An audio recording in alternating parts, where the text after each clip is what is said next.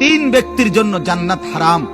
এক, মুদমিনু খামরিন, যে মদ খায়, নেশা করে, নেশাখোরের জন্য জান্নাত হারাম। নেশাখোর, মদখোর, গাঞ্জাখোর, ফুট্টাখোর, বাবাখোর, ডাইলখোর, এ জান্নাত তার জন্য হারাম।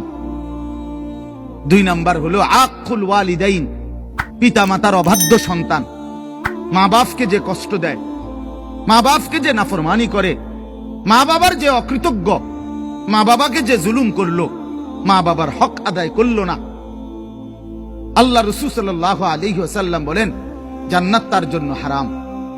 আর তিন নাম্বার, শুনতেছেন সবাই, সজাগ তো সবাই? তিন নাম্বার ওয়াদাইয়ুস, রাসূলুল্লাহ বলেন দাইয়ুসের জন্য জান্নাত হারাম। এখন প্রশ্ন হলো দাইয়ুস কে? খোদার কসম বাপ, এটা আমারও বলা না, আপনার কোন আলেমেরও না, আল্লাহ রসুল বলে দিছে দাইয়ুস কাকে বলে।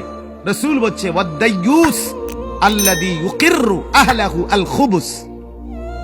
দাইয়ুস বলা হয় ওই পুরুষকে, ওই ব্যক্তিকে যে তার স্ত্রী সন্তান পরিজনের জন্য গুনাহ, অশ্লীলতা, নাফরমানিকে স্বীকৃতি দেয়, মেনে নেয়, গ্রহণ করে নিছে,